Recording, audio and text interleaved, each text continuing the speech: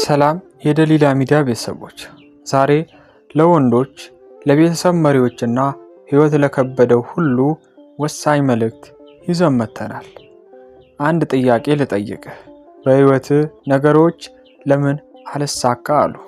ለምንስ ሰላም ራቀ? ወዳጅ ሆይ፣ መልሱ ያለው በአንድ መንፈሳዊ ህግ ውስጥ ነው። ይህ ህግ እንዲህ ይላል: ወደ ላይ ካላየ በታች ያሉት አያከብሩህም። እንዴት እንደሆነ ላሳያችሁ፣ ተከተሉኝ።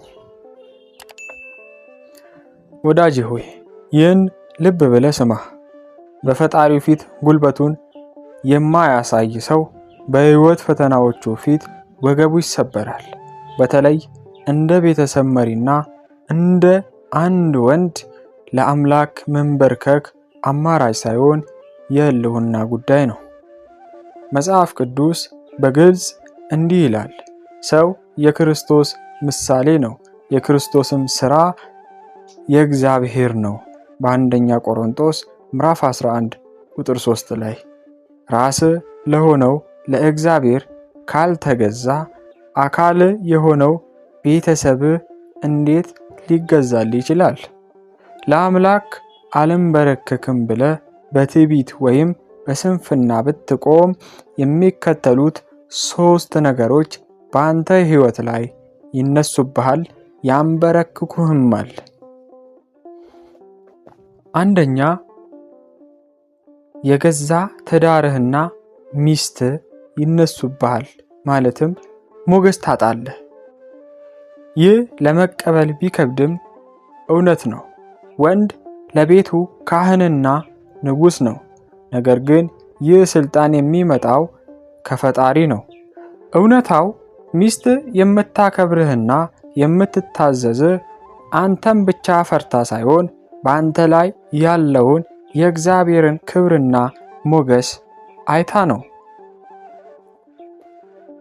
መፍትሄው አንተ በጸሎት በእግዚአብሔር ፊት ስትወድቅ፣ እግዚአብሔር ደግሞ በቤትህና በሚስት ፊት ያከብርሃል። አደጋው ከጸሎት ስትርቅ ግን ያ የመሪነት ሞገስ ይገፈፋል። ያኔ በቤትህ ውስጥ ሰላም ይጠፋል፣ ሚስት ትነሳብሃለች፣ ቃላት ተሰሚነት ያጣሉ፣ ትናንሽ ነገሮች ወደ ትልቅ ጠብ ይቀየራሉ። መጽሐፍ ቅዱስ ምን ይላል? ባል የቅድስት ቤተ ክርስቲያን ምሳሌ ነው።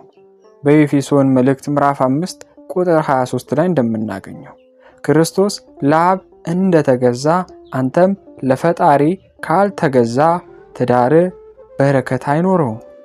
ለምን ካልከኝ፣ አንተ ለራስ አለቃ ማለትም ለፈጣሪ ካልተገዛ በስር ያሉት ማለትም ቤተሰቦች ላንተ አይገዙም። ይህ የማይታበል የመንፈሳዊ ተዋረድ ህግ ነው። ሁለተኛው፣ ልጆችህና ትውልድ ይነሱብሃል። ሁለተኛው አደጋ በልጆች ላይ የሚታይ ነው።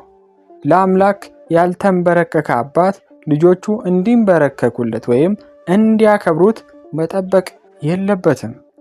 ትምህርቱ ልጆቹ የሚያዩት በተግባር ነው። አንተ ለሰማያዊ አባት ስትታዘዝ ካላዩ እነሱ ለምድራዊ አባት ማለትም ለአንተ የመታዘዝን ትርጉም ከየት ያመጡታል? ውጤቱ ሳትጸልይ የምታሳድጋቸው ልጆች ነገ ዞረው አንተኑ የሚዘልፉና የሚያዋርዱ ሱሰኛ ወይም አመፀኛ ሆነው ይነሱብሃል። መጽሐፍ ቅዱስ ምን ይላል? ልጆች ሆይ ለወላጆቻችሁ በጌታ ታዘዙ፣ ይህ የሚገባ ነውና። በኤፌሶን መልእክት ምዕራፍ 6 ቁጥር 1 ላይ ልጆች በጌታ እንዲታዘዙ አንተ አስቀድመ ከጌታህ ጋር መሆን አለብህ። የእግዚአብሔርን ፍርሃት ያላየ ልጅ የአባቱንም አይፈራም። ሶስተኛው፣ ክፉ ልማድና ሱስ ይነሳብሃል፣ ማለትም ባርነት። ሶስተኛው ጠላት ከውስጥ ይነሳል። ሰው ባዶ መሆን አይችልም። በመንፈስ ቅዱስ ካልተሞላ በሌላ ነገር መሙላቱ አይቀርም። ባርነት። በጸሎት ራስን ለአምላክ ካላስረከብክ ሱስ አሳልፎ ይረከብሃል። ውርደት። ትናንት እተዋለው ያልከው መጠጥ፣ ጫት ወይም ቁማር ዛሬ ጌታ ሆኖ ይጋልብሃል። ለአምላክ አልሰግድም ያለ ጭንቅላት ለጠርሙስና ለቅጠል ሲሰግድ ማየት እንዴት ያሳዝናል። መጽሐፍ ቅዱስ ምን ይላል? መንፈስ ይሙላባችሁ እንጂ በወይን ጠጅ አትስከሩ ሲል በኤፌሶን መልእክቱ ምዕራፍ 5 ቁጥር 18 ላይ ብርሃነ ዓለም ቅዱስ ጳውሎስ ይነግረናል። እንዲሁም ጌታችን በወንጌል እንዳስተማረው ከሰው የወጣው እርኩስ መንፈስ ቤቱን ባዶ ተጠርጎና አጊጦ ቢያገኘው ከእርሱ የከፋ 7 አጋንንት ይዞ ይመለሳል ሲል በማቴዎስ ወንጌል ምዕራፍ 12 ከቁጥር 43 እስከ 45 ይነግረናል። በጸሎት ካልተሞላ ለሱስ ክፍት ነህ። እዚህ ጋር ከሰው የወጣው እርኩስ መንፈስ ቤቱን ባዶ ሲል ቤቱን የሚለው ሰውየውን ነው። ቤቱን እያለ ያለው ቤቱን ሲል ሰውየውን ባዶ ተጠርጎና አጊጦ ቢያገኘው ምንም ነገር ከሌለበት ቅዱስ መንፈስ ከሌለበት ከእርሱ የከፉ 7 አጋንንት ይዞ ይመጣል ይላል። ይህም ያለው ጌታችንና መድኃኒታችን ኢየሱስ ክርስቶስ ነው። እስቲ ይህንን ነገር በደንብ ለመረዳት አንድ አሳማኝ ምሳሌ እንመልከት። የንጉስ እንደራሴ። አንድ የንጉስ እንደራሴ ወይም ተወካይ ወደ አንድ ክፍለ ሀገር ተላከ እንበል። የዚያ አካባቢ ሕዝብ ለዚህ ሰው የሚሰግደው የሚታዘዘውና የሚያከብረው ሰውየው ግዙፍ ወይም ሀብታም ስለሆነ አይደለም፣ ከንጉሱ ጋር ስላለው ግንኙነትና የንጉሱን ማህተም ስለያዘ ነው። ነገር ግን ይህን እንደራሴ ከንጉሱ ጋር ያለውን ግንኙነት ቢያቋርጥ፣ የንጉሱን መልእክት መስማት ቢያቆም፣ እኔ ራሴ ንጉስ ነኝ ብሎ ቢያምፅ ምን ይፈጠራል? ወዲያውኑ ከንጉሱ የተሰጠው ጥበቃና ክብር ይገፈፋል። ይህ ሲሆን የገዛ ጠባቂዎቹ ሳይቀሩ ይነሱበታል፣ ህዝቡም ያዋርደዋል።